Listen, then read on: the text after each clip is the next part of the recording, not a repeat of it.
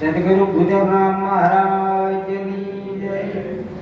सदगुरु महेंद्र राम महाराज की जय। हरे गुरु संतनी जय। आज ने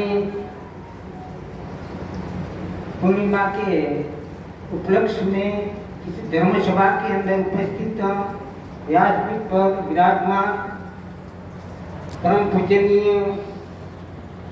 मंदिराम बापू, साथ ही संत महापुरुषों, महंत, नामी अनामी और समस्त भक्त मंडलों, संजनों, माताओं, बहनों, आज का दिन जो अमूल्य है, इस समय के अंदर जो आए हो, आप सब दर्शन करने के लायक हैं। और महापुरुष जो जैसे इशारा किया वैसे आप चलोगे तो अपना जीवन का कल्याण से अगर जो विपरीत चलने की कोशिश करोगे तो गाड़ी नेशनल हाईवे से आउट हो जाती है, उसकी स्थिति क्या बनती है आप खुद सोच लीजिए। आसमान में आग लगी, झर झर गिरे अंगार, आज जगत मालिका में संतन नहीं होता तो जगत जाता संसार। हमारे आज बापू है, महेंद्र बापू जैसे महापुरुष होते हैं, ये अंतरराष्ट्रीय संत होते हैं। अपन इनके दिनचर्या की बात अपन समझ नहीं पाते हैं।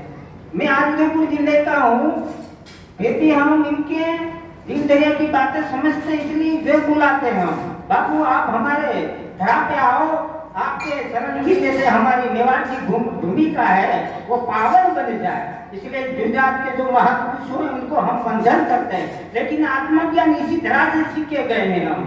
तो मेहरबानी करके आप महात्मा कहते हैं कि मोह को मानो देह मूल्यों कीमत न करी जानी, कंसन जैसी काया ये रखिया में रुल जाएगी। अरे मेहरबानी करके आपने जन्म तो मिल चुका है, तो इस जन्म को सफल करने की कोशिश करें।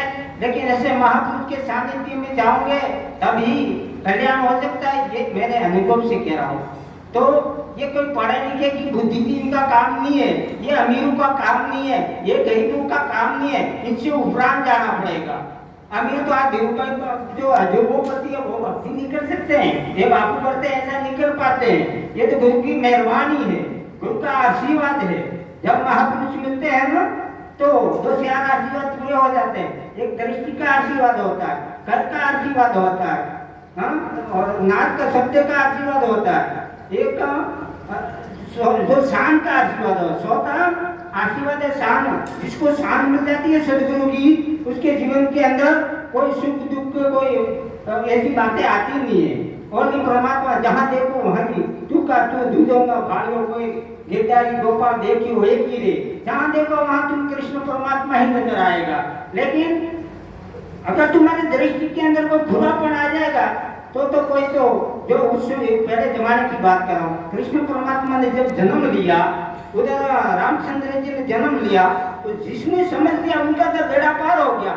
जिसने नहीं समझा नहीं वो आज कहाँ है, वो कुत्ते बन के वो गोगा बन के घूम रहे हैं। वो दृष्टि संत आपको देंगे तभी आप समझ पाओगे, नहीं तो इस संसार के अंदर आना जाना ये होता रहेगा। अब मेरे शब्दों को विराम देता हूँ। बापू की मुख से सत्संग सुनने के लिए आए हैं और आपने 2 घड़ी का समय दिया मेरे को, उस बात के लिए धन्यवाद प्रभु। समस्त महापुरुष को जय गुरु महाराज भगवान।